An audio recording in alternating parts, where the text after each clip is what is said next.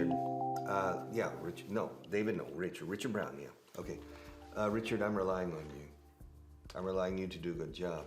The report says that the students are happy with your classes and that you're setting an example for everyone else, for all the rest of the teachers. Y confío en ti, ¿eh? En que sigas así y que no te desvíes del camino. I'm relying on you to rely. I'm relying on you to set an example. Dar ejemplo. To set. En inglés decimos fijar un ejemplo. En castellano decís dar ejemplo. I'm relying on you. Confío en ti para que des ejemplo delante de los demás.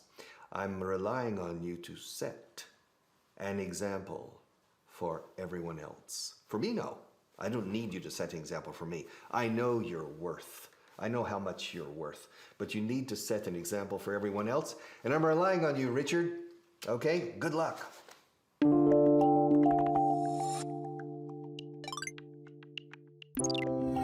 Okie dokie, here we are about to start class number 11 for advanced students. Pero aunque no tengas un nivel avanzado, siempre se puede aprovechar algo de estas enseñanzas. Bien, la frase de hoy es la siguiente. I'm relying on you to set an example for everyone else. ¿Ok?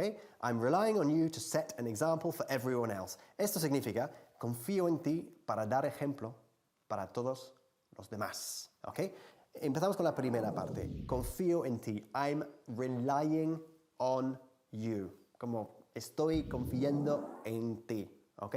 I'm relying on you. Se escribe relying, pero se pronuncia relying. ¿Ok? Relying. Un yin al final.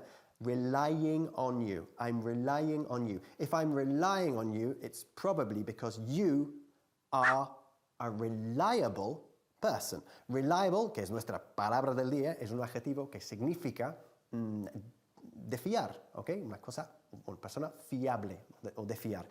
Lo podemos aplicar tanto a personas como a objetos. I have a reliable car. Mi coche es de fiar, ¿ok? Anyway, I'm relying on you to pay special attention to the next part. Hey, how's it going? Tonight, I have a date with Laura. Yeah, Laura. But I'm not worried. Nah.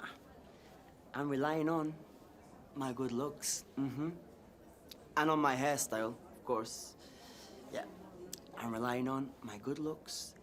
And I'm relying on my hairstyle. What am I relying on? Hey, that's it. You're relying on your good looks. And you're relying on your hairstyle. Yeah. So, I'm not worried. Oh, and I'm relying on my muscles, eh? Of course, I'm relying on my muscles. And my moves. Ole! Yeah, of course, I'm relying on my muscles and my moves. Ah, my cooking. Oof. Of course, I'm relying on my cooking. Yeah. I'm relying on my good looks, my muscles, my hair, and my moves. Laura! How's it going?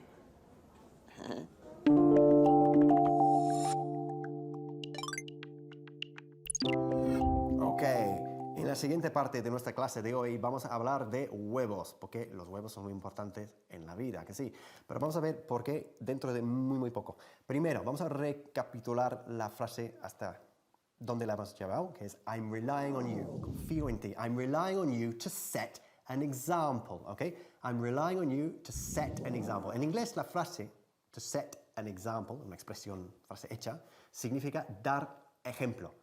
Entonces, aquí hay varias diferencias entre el inglés y el castellano. Primero, no decimos to set example o to give example.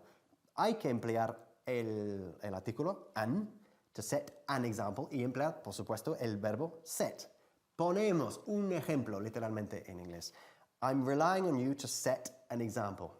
Confío en ti para poner un ejemplo, que significa dar ejemplo, ¿vale? I'm relying on you to set an example. ¿Y por qué hablaba yo de huevos antes? Porque, curiosamente, la palabra example se pronuncia no como example, sino example, como la palabra nuestra para huevos, ¿ok? Eggs. Example. I'm relying on you to set an example with your pronunciation of the word example.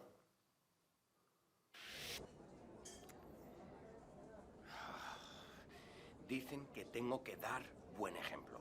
Sí, yeah, they said I have to set an example. En inglés decimos to set an example, or set a good example. Set an example, or set a good example. Me? Set an example? Why do I have to set an example? Me?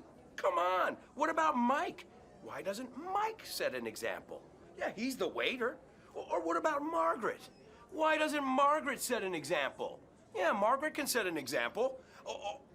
Or Harriet. Yeah, Harriet can set an example. Yeah, of course. She's the boss. She has to set an example. Uh-huh. Yeah. And me? I have to set an example? Yeah, you know, I can't stand it. I can't stand it because they say to me, hey, you have to help the cook. Help the cook. Set an example. I mean, seriously, me? Come on. George, what was that noise? I'm relying on you to set an example. I'm relying on you to set an example.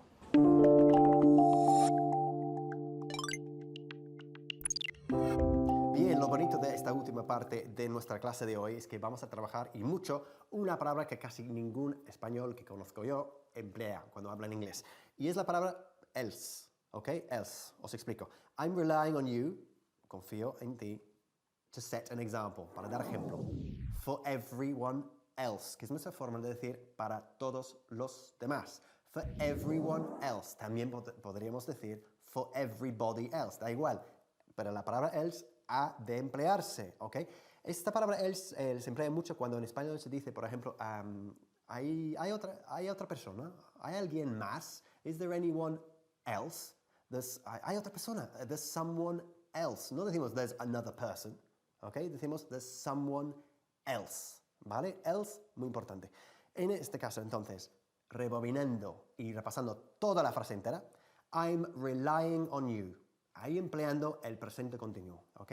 No decimos ahí, I rely on you, para decir confío en ti. No, estoy confiando en ti. I'm relying on you to set an example, para dar ejemplo. Empleando, por supuesto, no solo el verbo to set, sino también el artículo an. I'm relying on you to set an example for everyone else. Chao. Hello there. But where's everyone else? Where's everyone else? Todos los demás. Everyone else. Everyone else. Where's everyone else? Well, it's okay. You can help me. I'm sure you can help me. I have a message to send, and I'm relying on you to give it to everyone else. Can you give it to everyone else for me? Thanks. I knew I could rely on you. Okay, so here's my message. Harriet's Hotel is the best hotel in town. That's right. So I'm relying on you to give the message. All right, everyone. Thank you for coming. Thank you for being on time. Thank you for being here. Thank you for studying English. Thank you for studying every day. I'm relying on you to set an example. I'm relying on you. I'm relying on you. I'm relying on you to set a good example. I'm relying on all of you to set an example for everyone else.